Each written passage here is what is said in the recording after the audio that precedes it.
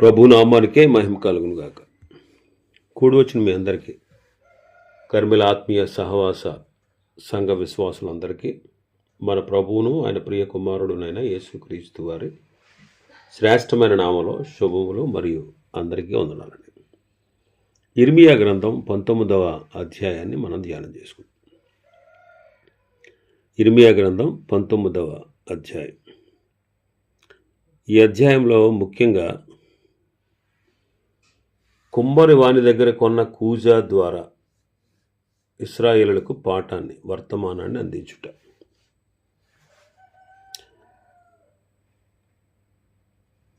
మొదటి 11 వచనాల్లో కుమ్మరివాని కూజా ద్వారా ఇశ్రాయేలులకు పాఠము, 12-13 వచనాల్లో ఇశ్రాయేలీల యొక్క ఇండ్లు నాశనమగుట, 14-15లో ఇర్మియా యొక్క వర్తమానాన్ని మనం చూస్తాం. జిగట మన్నుతో కుండ చేసినట్టు, అది విడిపోయిన తర్వాత మరలా దాన్ని చేసినట్టు మనం గత పాఠంలో చూసాం. మరి అది గట్టిపడిపోయింది అనుకోండి, కుండ తయారు చేసిన తర్వాత గట్టిపడుతుంది.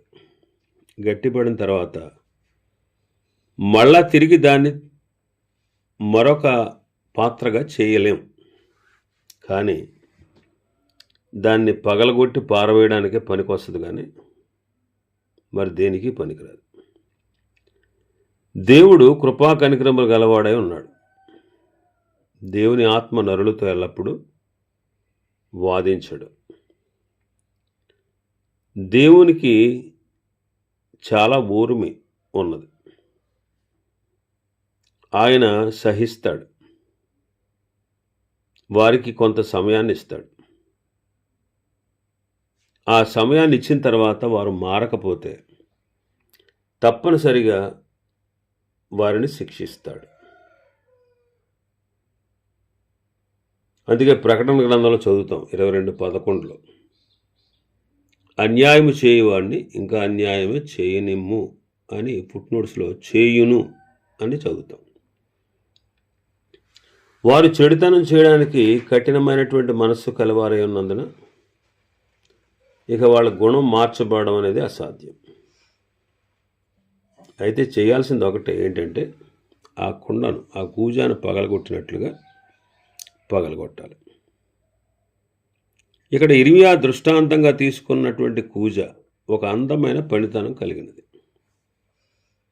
పెద్దల ముందర దానిని ఆలోచనపూర్వకంగా, దేవుని ఆలోచనపూర్వకంగా పగలగొట్టాడు కనుక ఈ శృంగారమైన యెరూషలేము పట్టణము కూడా రానయున్న నాశనాన్ని గూర్చి ప్రవచనాత్మకంగా ఇర్మియా వారి హృదయాల్లో నాటేలాగున ఈ ఉపమానాన్ని చెప్పాడు. ఒకసారి చదువుదాం. యెహోవా ఎలాగ సెలవిచ్చుచున్నాడు, నీవు వెళ్ళి కుమ్మరి చేయు మంటి కూజాను కొని జనుల పెద్దలలో కొందరిని, యాజకుల పెద్దలలో కొందరిని పిలిపించుకొని పోయి హర్షితు గుమ్మపు ద్వారమునకు ఎదురుగానున్న బెన్హిన్నీము లోయలోనికి పోయి నేను నీతో చెప్పబో మాటలు అక్కడ ప్రకటింపు. నీవిట్లనము, యోధా రాజులారా, యెరూషలేము నివాసులారా, యెహోవా మాట వినుడి. సైన్యములకు అధిపతికి ఇశ్రాయేలు దేవుడు నాకు యెహోవా ఇలాగ సెలవిచ్చుచున్నాడు, ఆలకించుడి. దాని సమాచారం వినువారందరికీ చెవులు గింగురుమనంత కీడును నేను ఈ స్థలం మీదకి రప్పింపబోచున్నాను. కుమ్మరివాని కూజా ద్వారా ఇశ్రాయేలులకు పాఠాన్ని చెబుతున్నాడు.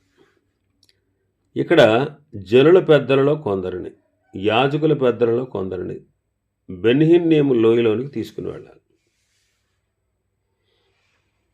ఇది తూర్పు కొనలో, యెరూషలేమునకు తూర్పు కొనలో ఉంది. దానిని తోఫెతు అని కూడా అంటారు. ఇక్కడ ఇశ్రాయేలు శిక్ష పొంది శత్రువుల చేతి కింద పడి నశించిపోతారు అని ప్రకటించాడు. ప్రభువు ఇర్మియాను ప్రకటించు అన్నాడు. ఇది ఆజ్ఞాపూర్వకమైనటువంటి ప్రకటన. మనల్ని కూడా ప్రభు ప్రకటించండి అన్నాడు. సర్వలోకానికి వెళ్ళి సర్వ సృష్టికి సువార్త ప్రకటించండి. కాబట్టి మనం ప్రకటించేవారుగా ఉండాలి. మనం రక్షణ పొందాం, మనం ఆయన బిడ్డలమయ్యాం, నిత్య శిక్షను తప్పించుకుని నిత్య జీవానికి వారసులమయ్యాం. కాబట్టి మనం చేయాల్సిన పని ఏంటంటే మనము ఇతరులకు ప్రకటించాలి. చేతనైనంత మట్టుకు మనం ఇతరులకు సువార్తను ప్రకటించాలి. మనము ప్రకటించుటకు పంపబడుతున్నాం. వినేవారు వింటారు, వినని వారు వినరు. విని విశ్వసించేవారు ప్రార్థించి రక్షణ పొందుతారు. కనుక మనం సువార్త ప్రకటించుటకు మనం రుణస్థులం. ఆ విషయాన్ని మనం గుర్తుపెట్టుకోవాలి. సువార్త ప్రకటించుటకు మనం రుణస్థులం. ఒకవేళ ప్రకటించకపోతే మనమే ఉత్తరవాదులు, మనం సంజాయిషి చెప్పాలి. యెహెజ్కేలు గ్రంథం 3వ అధ్యాయం 16వ వచనం నుంచి 7 దినములు జరిగిన తర్వాత యెహోవాకు నాకు ప్రత్యక్షమే ఇలాగ సెలవిచ్చాను. నరపుత్రుడా, ఇశ్రాయేలులకు కావలిగా నేను నిన్ను నియమించి ఉన్నాను. కాబట్టి నీవు నా నోటి మాట ఆలకించి నేను చెప్పిన దాన్ని బట్టి వారికి హెచ్చరిక చేయము. అవశ్యముగా నీవు మరణమవుతావని దుర్గమార్గునికి గూర్చి ఆజ్ఞ ఇవ్వగా నీవు అతన్ని హెచ్చరిక చేయకుండా అతడు జీవించినట్లు తన దుర్మార్గతను విడిచిపెట్టవాలని వాని హెచ్చరిక చేయక ఉండినెడల ఆ దుర్మార్గుడు తాను చేసిన దోషమును బట్టి మరణమవును గాని అతని రక్తమునకు నిన్ను ఉత్తరవాదిగా ఎంచుదును. అయితే నీవు దుర్మార్గుని హెచ్చరిక చేయగా అతడు తన దుర్మార్గత నుండి దుష్క్రియల నుండి మరలని ఎడల అతడు తన దోషమును బట్టి మరణమవును గాని నీవు నీ ఆత్మను తప్పించుకుందు. మరియు నీతి గలవాడు నీతిని విడిచి దుర్నీతిని అనుసరించినందున నేను అతని ముందర అభ్యంతరం పెట్టగా అతను మరణమగును. నీవు అతని హెచ్చరిక చేయనేడల పూర్వం తాను చేసిన నీతి జ్ఞాపకమునకు రాకుండా అతడు తన దోషం బట్టి మరణమవును. అయితే అతని ప్రాణ విషయంలో నేను ఉత్తరవాదిగా ఎంచుదును. అయితే పాపం చేయవలదని నీతి గలవానికి నీవు హెచ్చరిక చేయగా అతడు హెచ్చరింపబడి పాపం చేయక మానిన ఎడల అతడు అవశ్యముగా బ్రతుకును. నీ మట్టుకు నీవును తప్పించుకుందు. కావలివానిగా నియమించాను ఓ యెహెజ్కేలు నిన్ను అంటున్నాడు ప్రభు. ఈనాడు మనం కూడా సువార్త ప్రకటించడానికి మనం రుణస్థులం. కుమ్మరి వాని దగ్గర కూజాకు ఉన్న ఇర్మియా ఇశ్రాయేలును తీసుకువెళ్ళి వారికి పాఠం నేర్పిస్తున్నాడు. యోధా రాజులారా, యెరూషలేము నివాసులారా, యెహోవా మాట వినండి. సైన్యములకు అధిపతిగా ఇశ్రాయేలు దేవుడికి యెహోవా ఎలాగూ సెలవిచ్చుచున్నాడు. ఆలకించండి. దాని సమాచారం వినువారి యొక్క చెవులు గింగురుమనంత కీడు నేను ఈ స్థలం మీదకి రప్పించబోతున్నాను.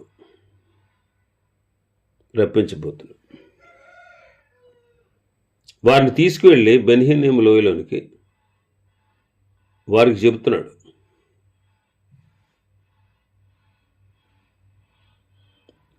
వినువారందరి చెవులు గింగురుమనంత కీడు నేను ఈ ప్రాంతం మీదకి, ఈ స్థలం మీదకి రప్పించబోతున్నాను. ఎందుకని? 4వ వచనం, వారు నన్ను విసర్జించారు, ఈ స్థలములో అపచారం చేశారు.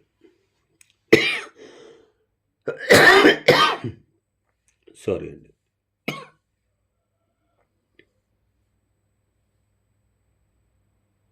వారైనను వారి తండ్రులైనను యోధా రాజులైనను ఎరగని అన్య దేవతలకు దానిలో దూపం వేసి నిరపరాధుల రక్తము చేత ఈ స్థలాన్ని నింపారు. నేను విధింపనిది, సెలవీయనిది, నాకు తోచనిది, నా మనస్సునకు తోచనిది అన్న ఆచారాన్ని వాళ్ళు ఆచరించారు. తమ కుమారులను దహన బలులుగా కాల్చుటకై బయలుకు బలిపీఠాన్ని కట్టారు. బెన్హిన్నీము లోయలో బయలుకు బలిపీఠం ఉంది. ఆ బలిపీఠం దగ్గర అగ్నిగుండాలను తన బిడ్డలను కాల్చారు. దేవుడు కోరనిది, ఆయన ఇష్టపడింది వాళ్ళు చేశారు. వాళ్ళు ఇష్టపడినది చేశారు. అందుకే ఆలోచనలు అంటాడు, రాబో దినములలో ఈ స్థలము హత్యలోయ అనబడును గాని తోఫెతు అని అయినను బెన్హిన్నేము లోయ అనను ఆ పేరు వాడబడదు. ఎందుకంటే తమ శత్రువుల ఎదుట ఖడ్గము చేత తమ ప్రాణాలు తీయ వెదుకువారి చేత వారిని కూలజేసి ఆకాశ పక్షులకు భూజంతువులకు ఆహారముగా వారి కళేబరాలనిచ్చి ఈ స్థలములోనే యోధా వారి ఆలోచనను యెరూషలేము వారి ఆలోచనను నేను వ్యర్థము చేయుదును అన్నాడు.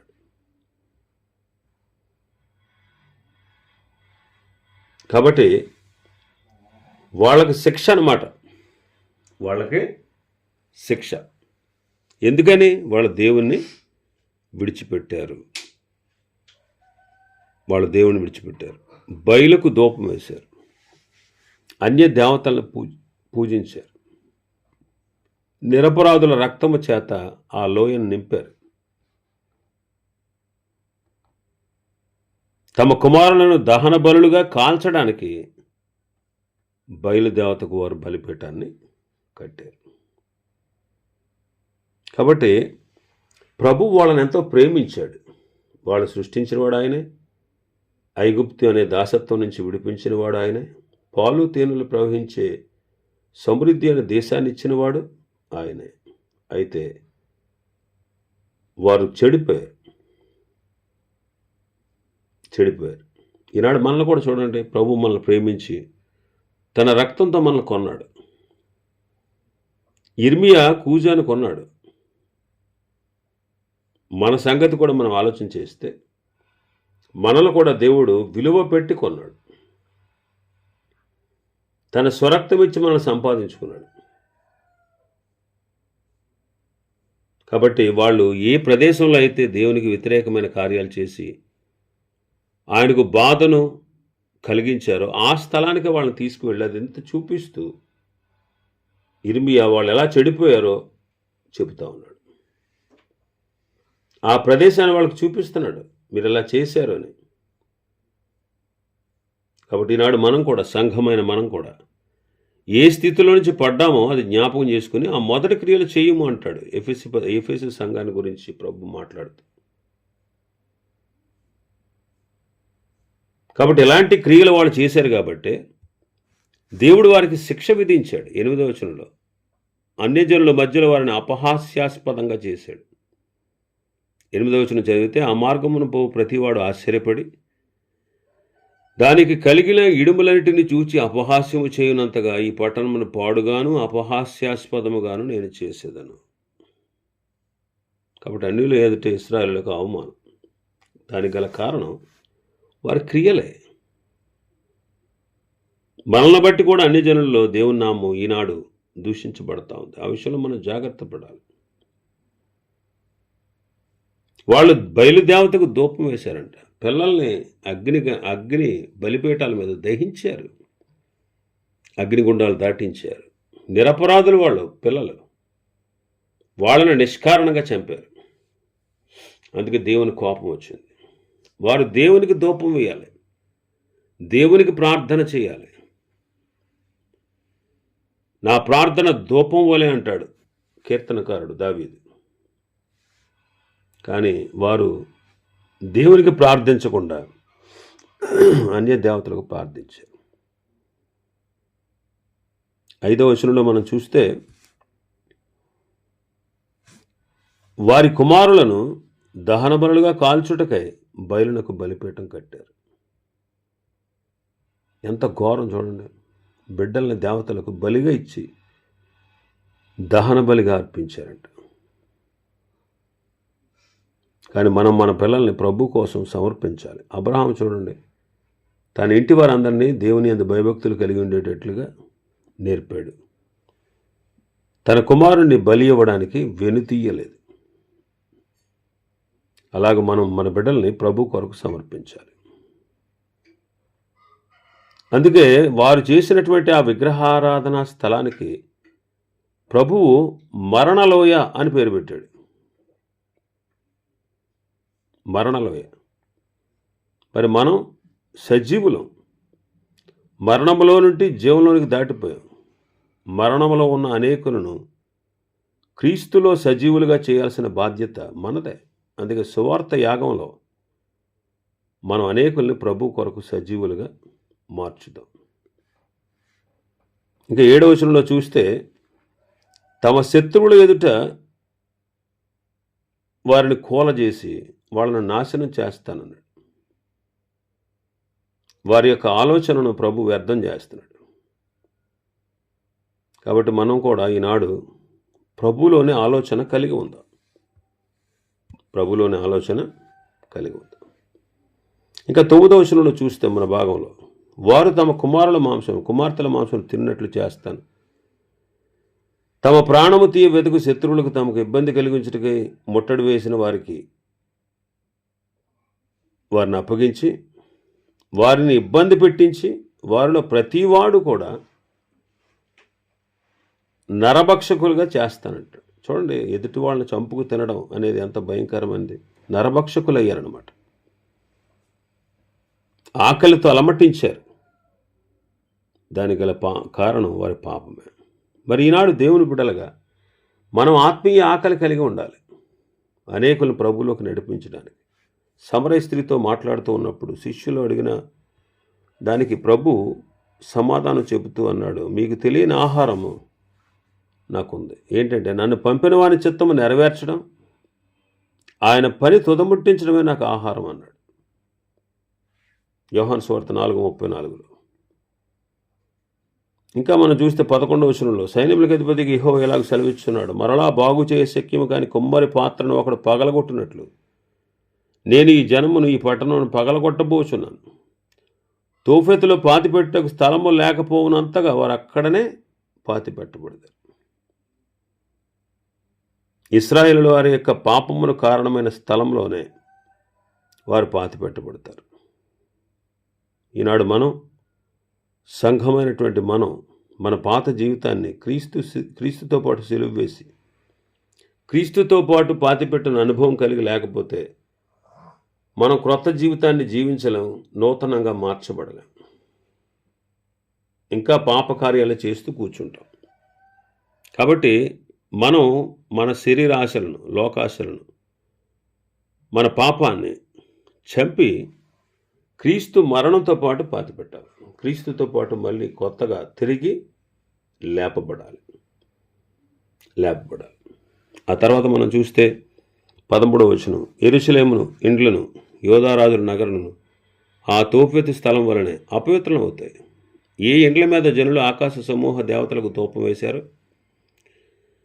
లేక అన్య దేవతలకు పానార్పణలు అర్పించారు, ఆ ఇండ్లన్నిటికీ అలాగే జరుగుతుంది అంటారు. మన ఇళ్ళు పరలోకపు ఇండ్లు వలె ఉండాలి, కానీ మనం గనక ఇలాంటి పాపిష్టి కార్యాలకు చోటిస్తే మన జీవితం కూడా అలాగే నష్టాన్ని చూస్తాం. ఈరోజు కట్టుకుంటున్నాం ఆత్మీయంగా, రేపు పరలోకంలో అగ్ని దాన్ని పరీక్షిస్తుంది. కర్ర గడ్డి కొయ్యకాలైతే కాలిపోద్ది, బంగారము వెండి వెలగల రాళ్ళు అయితే మన పని నిలుస్తుంది. కాబట్టి రేపటి దినం పరీక్షలో మన పని నిలిచేదిగా ఉండాలి, అంతేగాని నాశనం చేయబడేదిగా ఉండకూడదు. కాబట్టి ఇర్మియా ఈ వర్తమానాన్ని వారికి చెప్పాడు. 14-15 వచనాలను చూస్తే, ఆ ప్రవచనము చెప్పుటకు యెహోవా తను పంపిన తోఫెతులో నుండి ఇర్మియా వచ్చి యెహోవా మందిరపు ఆవరణంలో నిలిచి జనులందరితో ఇలా చెప్పాడు, దేవుడు సెలవిస్తున్నాడు, వినండి. ఈ జనులు నా మాటలు వినకుండా మొండికి తిరిగారు కాబట్టి ఈ పట్టణాన్ని గురించి నేను చెప్పిన కీడంతా దాని మీదకి, దానితో సంబంధించిన పట్టణస్థులందరి మీదకి, పట్టణములన్నిటి మీదకి రప్పిస్తున్నాను అని ఖండితంగా ఇర్మియా వారికి చెప్పాడు. ముఖాముఖిగా గర్దించాడు. పౌలు గారు అంటాడు, నేను మనుషులను సంతోషపెట్టకూర్చున్నానా, క్రీస్తుని సంతోషపెట్టకూర్చున్నానా? మనుషులను సంతోషపెట్టేవాడిని అయితే నేను క్రీస్తు దోషుడు కాకేపోదునంటాడు. మరి తిమోతికి పౌలు గారు చెప్పినట్లు మనం ప్రతి విషయంలో ఖండించాలి, గద్దించాలి, బుద్ధి చెప్పాలి. సమయం అనక అసమయం అనక ప్రయాసపడాలి. కానీ వాళ్ళు మొండికి తిరిగారంట. నా ప్రజలు నా మాటలు వినకుండా మొండికి తిరిగి ఉన్నారు, అందువల్ల వారిని నేను ఇదిగో ఈ కూజాను ఎలాగైతే పగలగొడితే మళ్ళీ తిరిగి బాగుపడ శక్యము కాదో అలాగా వారికి వారి పట్టణాల మీదకి నేను కీడును రప్పించబోతున్నాను అని చెప్పాడు. ఆ విషయాన్ని యిర్మీయా ఆ తోఫెతులో నుంచి వచ్చి యెరూషలేము గుమ్మంలో ప్రవేశించి వారితో బోధించాడు. ధైర్యంగా ప్రభు చెప్పిన మాటను ప్రకటించాడు. ఇవి ఈ అధ్యాయంలో ఉన్నటువంటి విషయాలు. ప్రభు చిత్తమైతే ఇప్పుడు మరొక అధ్యాయాన్ని ప్రారంభించుకుందాం. దేవుడి వర్తమాన వాక్యాన్ని మన వెనుకడిలో ఆశీర్వదించును గాక. ఆమేన్.